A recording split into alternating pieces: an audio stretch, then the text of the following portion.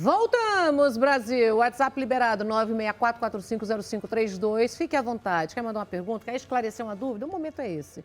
Porque agora nós vamos falar com o Eduardo Veríssimo, doutor, advogado, no Instagram, e vai falar pra gente sobre barriga. Barriga solidária e o seu processo, como funciona, como que é isso no Brasil. Seja bem-vindo. Obrigado pelo convite. Eu que agradeço.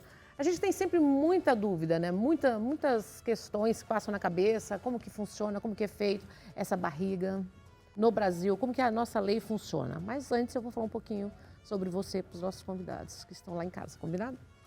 Olha só, ele é advogado na área do direito de família, professor universitário, autor do livro Pai dos Gêmeos, Júlia e Vitor, e o primeiro pai solteiro do Brasil a ter os seus filhos registrados apenas no seu nome por um processo de útero por substituição.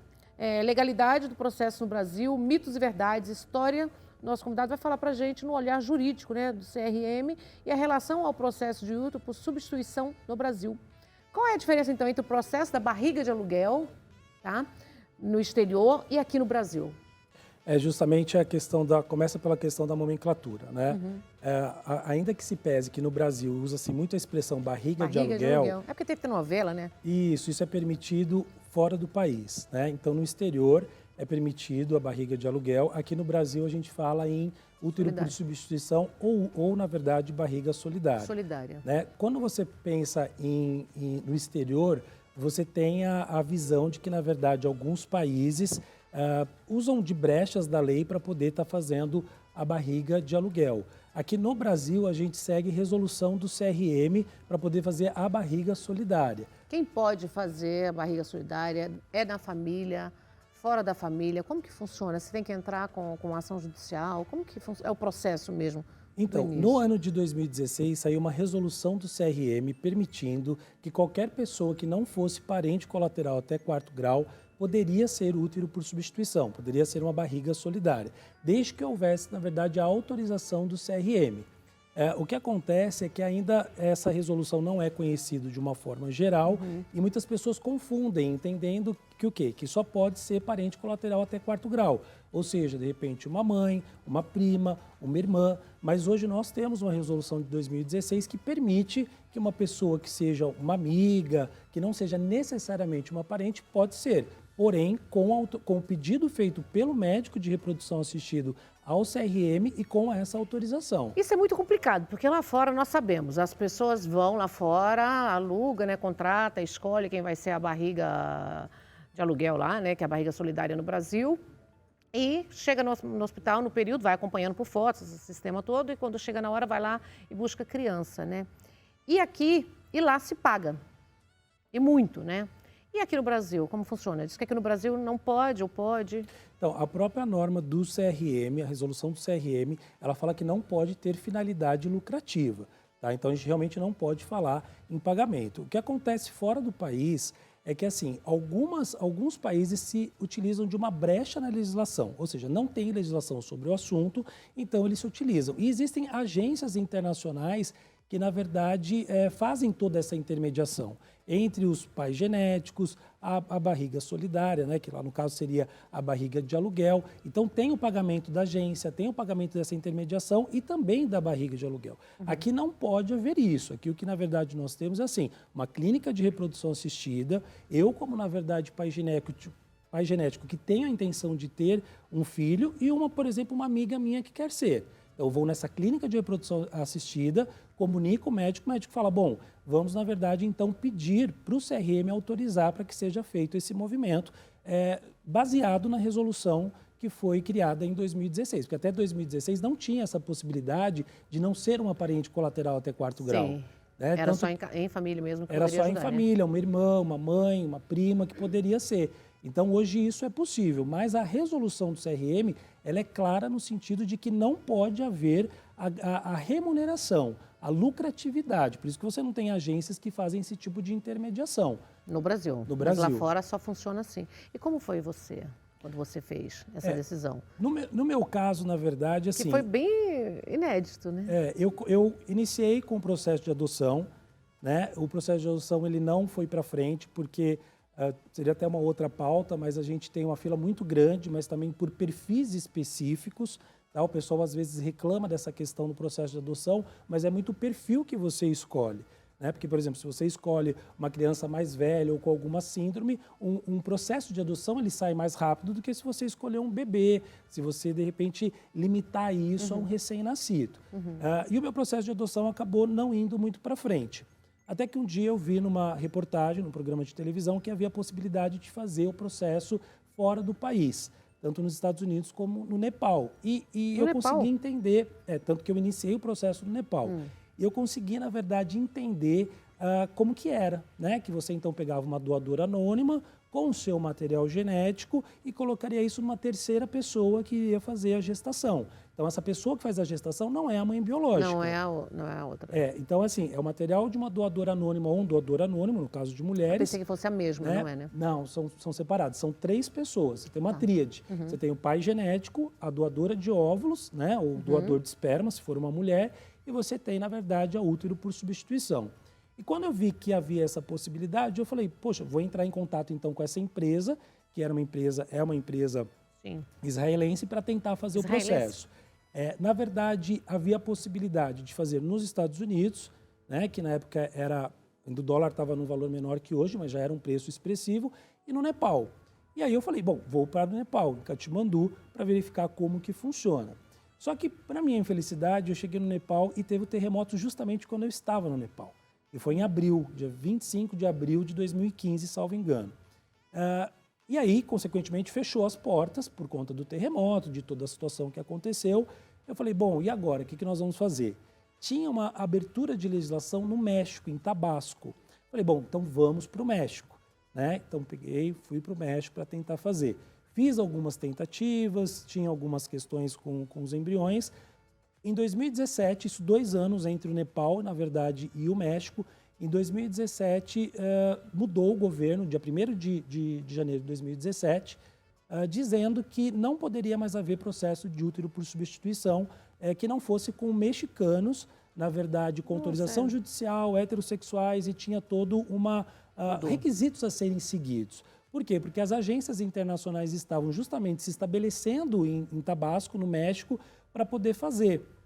E é lógico que existe sempre uma preocupação no sentido de que isso leve o atendimento a quem precise. Né? Então, assim, que a gente sabe que tem pessoas que realmente têm dificuldade, e são muitas pessoas que têm dificuldade de ter filhos de uma forma natural, mas existem pessoas também que nem sempre estão munidas de boa fé. Então, o governo mexicano fechou.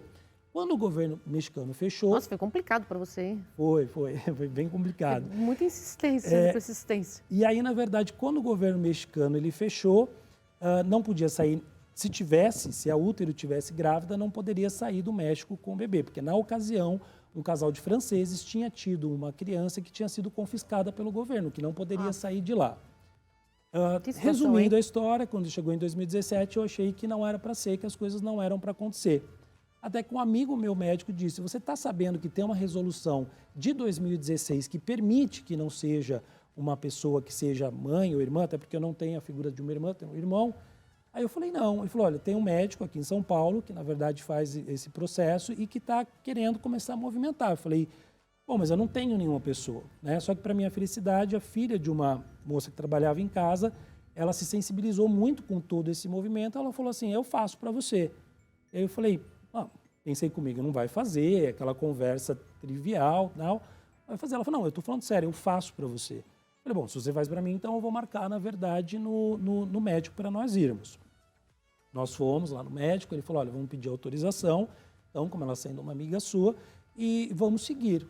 E aí, consequentemente, foi quando teve a gravidez, eu não sabia que era de gêmeos, porque tinham sido colocados 2 embriões, né? Porque na época eu até disse para o médico, eu falei, olha, pode colocar 2, 3 embriões, não vai dar certo mesmo, porque eu tinha passado por 8 transferências. E as 8 transferências tinham dado errado. Então, eu já estava muito desacreditado. Né? E aí, consequentemente, ela acabou ficando grávida. E aí? E depois? E aí, na verdade, houve uma preocupação, assim, jurídica. Porque aí eu comecei a pensar como advogado. Como advogado, respondendo. Né? Então, assim, por mais que não é que foi, é ainda uma pessoa que eu tenho um carinho muito grande, uma gratidão, eu queria deixar as coisas organizadas, tanto Porque para é mim quanto para complicado, ela. gente. Vamos lá, você faz a barriga solidária, aí nasce o bebê. Na hora que nasceu esse bebê, essa mãe, mesmo sendo, né, a família já trabalhava na sua casa, já tinha um envolvimento, e na hora que nasceu? E o apego? Então, o que eu tenho percebido, não só pelo meu caso, que foi o primeiro, mas por uma experiência, e tanto que há uma preocupação do CRM, no sentido de que, tipo, a útero por substituição, ela tem que ter um filho. Isso é requisito, tá? Numa resolução antiga, não na resolução atualizada, não tinha esse requisito. Então, começou a perceber assim, bom, se ela tem um filho, né, e se a família... Porque existe todo um processo que você tem que observar. Sim, o emocional é muito complicado, Essa útero né? passa por avaliação de psicóloga, ela é aprovada, passa pela autorização do CRM. Existe um formalismo para que esse processo aconteça de uma forma Mas até nascer. boa. Nasceu, mudou tudo. Mas não tem, na verdade, o contato, né? Quando nasce do parto, a criança ela já é automaticamente, no meu caso da Júlio Vitor, eles foram para a UTI porque nasceram prematuros. Mas hoje os hospitais já estão acostumados, um pouco mais acostumados, porque esse movimento já ocorre de uns 5, 6 anos para cá, no sentido de quartos separados. Então, os pais genéticos ficam num quarto com o bebê e a útero fica no outro quarto até ter alta. Então, não tem esse contato. Não E tem... essa mãe, essa útero, essa pessoa, né, doadora, voluntária aí, hoje, no Brasil, é só por amor? Ela faz essa... Então, não é algo que é corriqueiro, justamente porque o que acontece? Tem que ser uma pessoa que tenha um sentido de altruísmo, e o que hoje a gente vê muito, vou te dar 2 exemplos que eu acho que traz uma resposta satisfatória. Casais gays que têm amigas, então a geração de hoje tem muitas meninas que têm amigos gays, casais gays, então elas se sensibilizam e elas fazem isso, elas falam, não, eu vou fazer para você, já que vocês querem ser uma família, que vocês querem ser um casal, eu faço para você. Né? E eu tenho uma situação que eu posso relatar, que é de uma moça que a criança nasceu, ela perdeu, e ela, na verdade, tinha voltado na clínica. E ela estava, assim, muito consolada mesmo, desiludida. E conversando com uma paciente dessa clínica, a paciente falou, olha, a minha irmã, ela ia fazer para mim, eu posso conversar para ver se ela faria por você. Né? E aí, mais uma vez, você sempre desacredita num primeiro momento, porque você fala, como uma pessoa vai fazer isso? Vai se doar esse tempo, na verdade, por 9 meses. E aí acabou que a irmã dessa paciente fez, por ter se sensibilizado. Porque, assim, eu vejo hoje no escritório inúmeras situações. Eu sou doadora de óvulo, eu fui doadora. Eu doei na época que eu estava fazendo tratamento para engravidar, e eu tive excesso de óvulos, eu doei para 3 mães que não poderiam ser mães na tentativa, e como eu sabia o sofrimento, né, para tentar engravidar, 2 tiveram filhos. Eu penso que essa questão da sensibilidade em razão do outro. Quando você, de repente, olha, por exemplo, um casal gay que quer ter filho, que sabe que a única solução seria um útero por substituição, muitas pessoas hoje a gente sabe que tem dificuldades, ou porque o homem ele não tem a quantidade de esperma ou qualidade necessária, ou porque a mulher perdeu o útero numa cirurgia.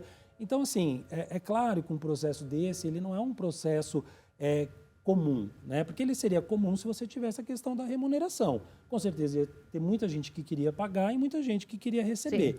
Quando você se depara numa situação que ou vai ser alguém da sua família, ou na verdade vai ser alguém que realmente se sensibilize com essa situação, é mais difícil.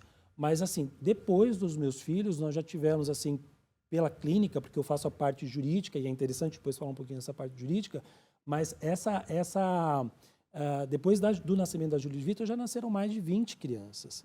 Né? Então, assim, 20 crianças, e aí você fala assim, qual que é o perfil dos casais que procuram a clínica ou que, na verdade, te procuram? Normalmente são casais homoafetivos, né? que querem ter uma família. Quando não, na verdade, mulheres que tiveram filhos e perderam após o nascimento ou durante a gestação, ou, de repente, não tem mais a questão do útero.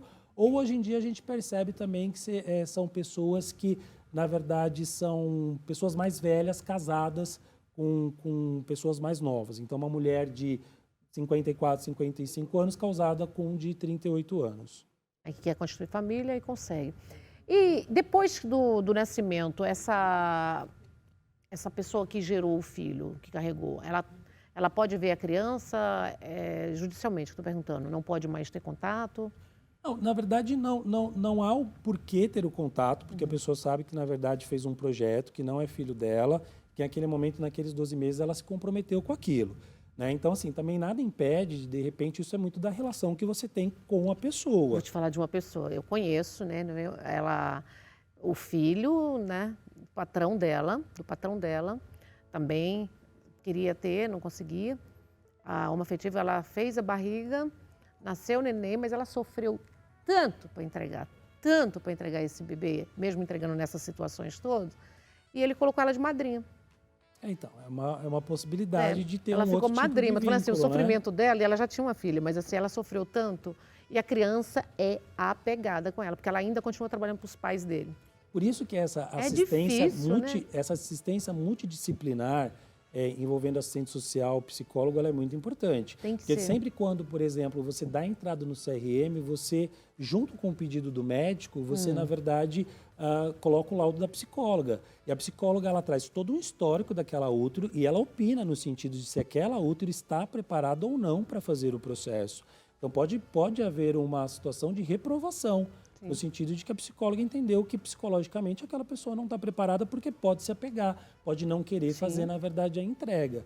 Né? Tem documentos que você assina juridicamente. É irreversível, não tem como mudar. Não tem como, porque nesses documentos, justamente, a pessoa já diz que ela não tem ânimos, intenção de exercer a maternidade, que ela, na verdade, vai colaborar para que a certidão de nascimento retrate exatamente a filiação de quem são os filhos. Né? Por outro lado, que os pais genéticos vão dar toda uma assistência até o puerpério, com um plano de saúde, com um tratamento de equipe multidisciplinares, com hospitais. Então, na verdade, através do meu processo, porque havia uma preocupação da minha parte, ainda que ela tivesse uma boa intenção de fazer isso, não tinha como eu não pensar como advogado. Não tinha, por ser advogado. Então, eu comecei a pensar e falar, bom, mas vamos estruturar para que tenha uma segurança tanto minha quanto da parte dela.